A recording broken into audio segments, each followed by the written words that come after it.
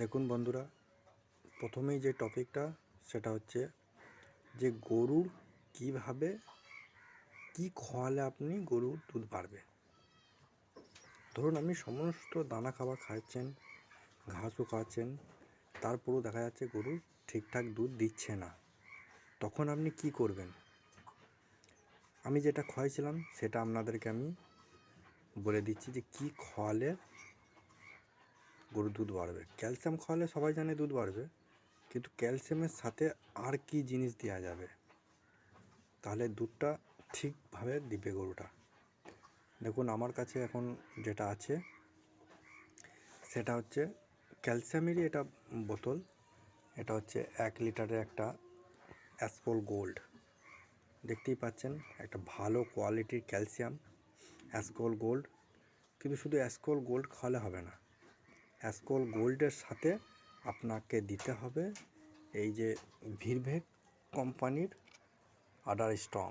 দেখতেই পাচ্ছেন আডার স্ট্রং, এটা আছে আপনার 200 ml আছে। আমি 1 লিটার অ্যাসকোল গোল্ডের সাথে 200 ml আডার স্ট্রং খাওয়াইছি। ধরুন 100 ml আডার স্ট্রং দিয়েছি আর 10 থেকে 15 ml আডার স্ট্রং মিক্সড করে খাওয়াতে হবে। তাহলে গরুর দুধ নিঃসন্দেহে 10 থেকে 15 দিনের মাথায় দুধ বেড়ে যাবে।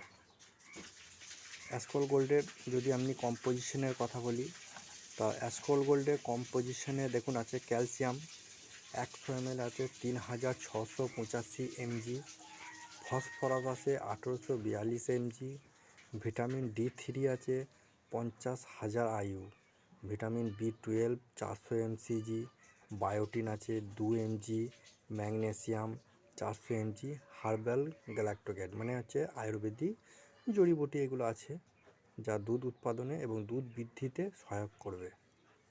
অ্যালাম্বিক কোম্পানির ভালো একটি ক্যালসিয়াম আপনারা চাইলেন খাওয়াতে পারেন, দুধ নিঃসন্দেহে বাড়বে। কিন্তু এইটার সাথে যদি আপনি এই ভিরভেক কোম্পানির যেটা আছে সেটা যদি দেন তাহলে কাজটা আরও ভালো হয়। দেখুন আডারটা ঠিক হবে, হ্যাঁ, এবং যে থনের যে মোড়ের কোয়ালিটি সেটাও কিন্তু বাড়বে।